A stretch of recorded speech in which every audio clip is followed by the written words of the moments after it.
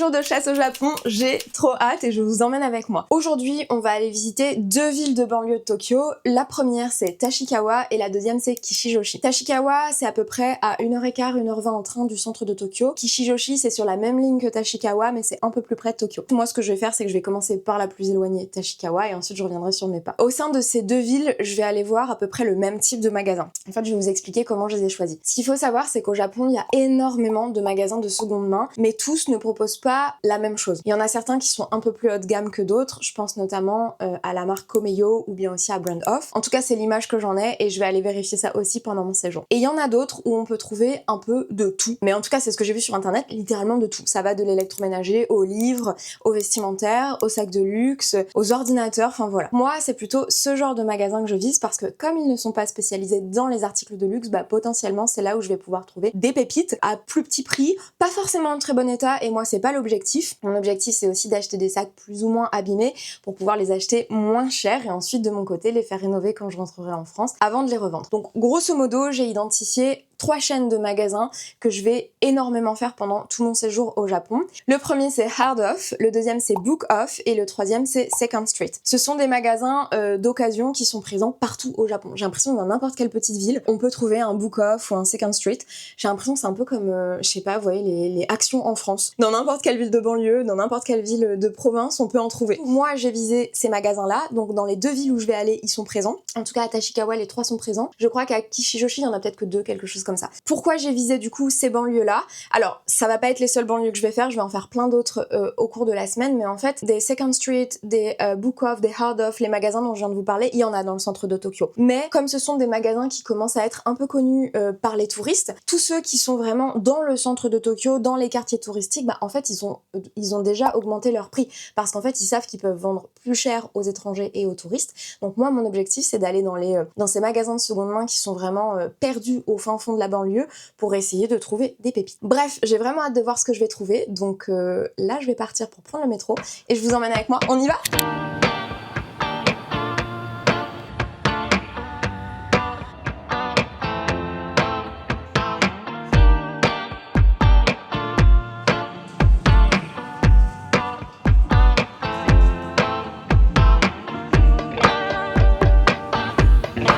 Je viens tout juste d'arriver devant le premier magasin, Book Off. C'est littéralement à 2 minutes du métro, même pas 1 minute à pied du métro. Donc voilà, je vais rentrer et je vais voir ce que ça donne. J'ai hâte de vous montrer ça.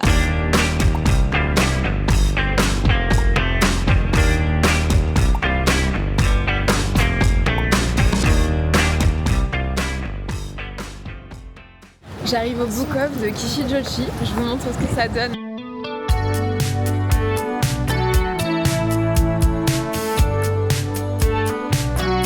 Je sors tout juste de Book Off, c'était pas du tout intéressant. Je suis restée 2 minutes, il y avait 5 sacs, aucun intérêt. Je viens d'arriver devant chez Second Street.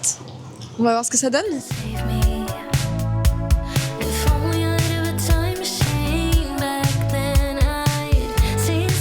Je sors de Second Street, pas intéressant non plus. Bon, je sors tout juste de ce magasin, très facile. Je suis vraiment pas restée longtemps parce que j'ai repéré très rapidement une contrefaçon. Du coup, j'ai pas du tout confiance en eux.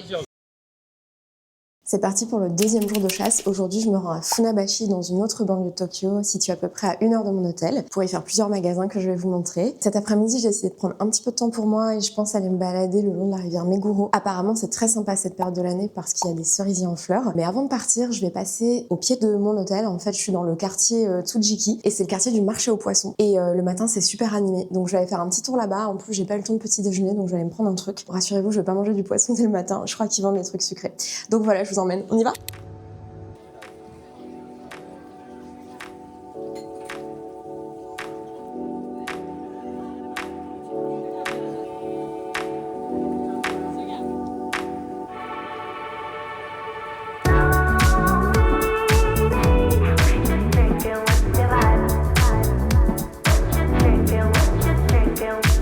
Voilà ce que j'ai trouvé pour mon petit déjeuner, ce mochi sakura, donc fleur des cerisiers. Ça a l'air trop bon. Je suis bien arrivée à Funabashi et là je me dirige vers Book Off qui est juste derrière moi dans ce centre commercial. J'ai hâte de vous montrer.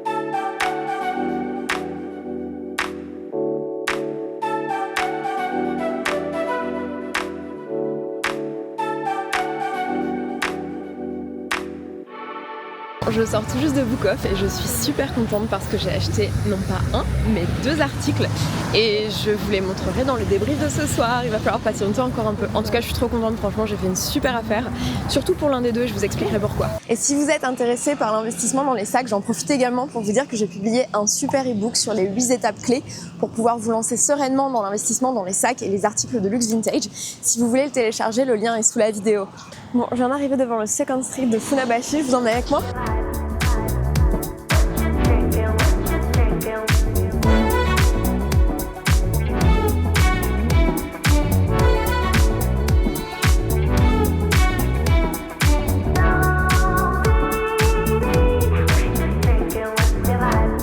Bon, Second Street, c'était vraiment pas intéressant, j'ai trouvé aucun article de luxe à acheter, mais par contre j'ai trouvé de la jolie petite vaisselle pour moi et pour offrir, donc au moins je serais pas allée pour rien.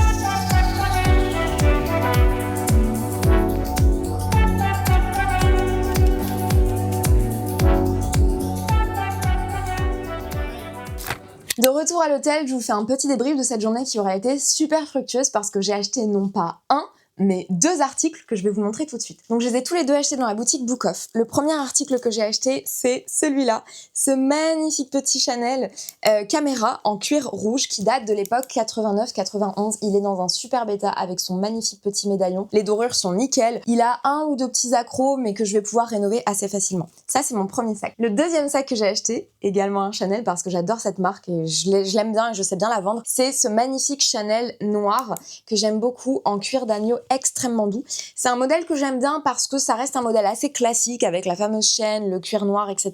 mais assez atypique en même temps. Celui-là, il est beaucoup plus abîmé. Je sais pas si vous allez vous rendre compte à la caméra, mais son cuir, il est vraiment passé en fait et c'est pour ça qu'il était proposé à un tout petit prix. Mais moi, je sais très bien comment lui redonner de la noirceur, tout simplement en l'hydratant. Ces 2 sacs-là étaient affichés au prix de 110 000 yens, donc 606 €, et celui-là 130 000 yens, un peu plus de 700 €. Et en fait, j'ai eu une trop bonne surprise. En arrivant à la caisse, je me suis rendu compte que ce sac-là avait un discount de moins 20%, donc en réalité, je l'ai payé le même prix que celui-ci. Donc les deux, je les ai payés 606 €. Au total, j'en ai eu pour 1212 €. Franchement, une superbe affaire. Celui-ci, je pense pouvoir le revendre aux alentours de 1500 € et celui-là plutôt aux alentours de 2000 €. Donc lui, je vais pouvoir faire x2 au minimum et lui, un peu plus de x3. Donc je suis super contente de cette journée.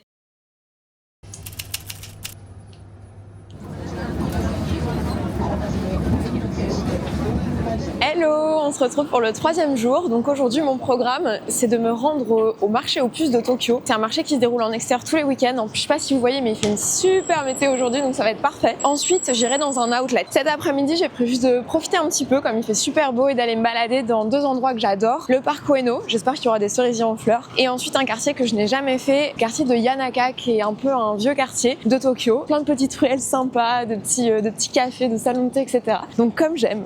Voilà!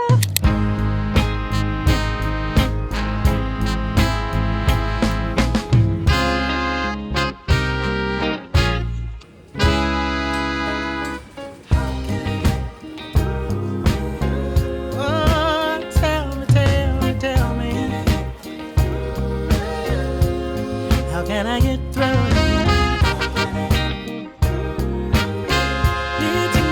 Need to know. When I turn up, you get going. At every stop, baby, oh. Je suis en plein dans le marché. Il y a un monde incroyable. Je vais vous montrer ce que ça donne. You find a reason to leave when I'm busy.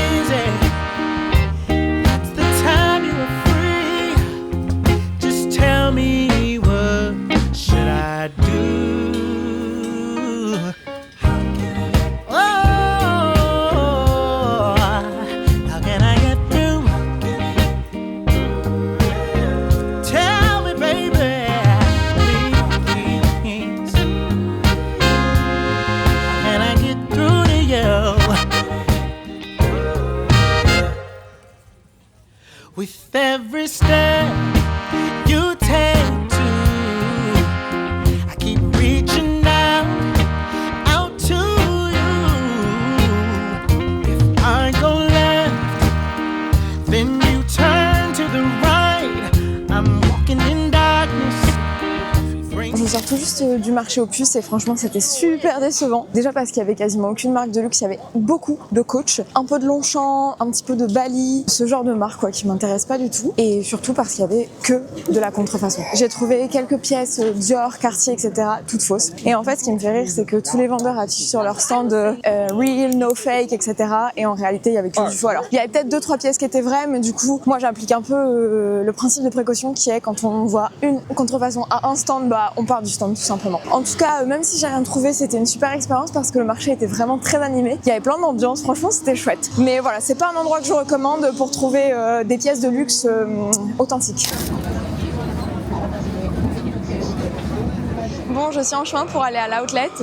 Sur la route, je suis rentrée à l'hôtel pour me changer parce que franchement, il fait super chaud. Et surtout, je suis passée me prendre ce petit plat de takoyaki. C'est des boulettes au poulpe que j'aime trop. Donc voilà, je file à l'outlet. Bon, je viens d'arriver dans le quartier de l'outlet. Le quartier est génial, il y a du monde et tout. Je vais vous montrer à quoi ça ressemble. Franchement, c'est trop chouette, j'adore. Et puis surtout, je vais vous montrer l'intérieur de l'outlet. Et j'espère que ça vaudra plus le coup que le marché aux puces de ce matin.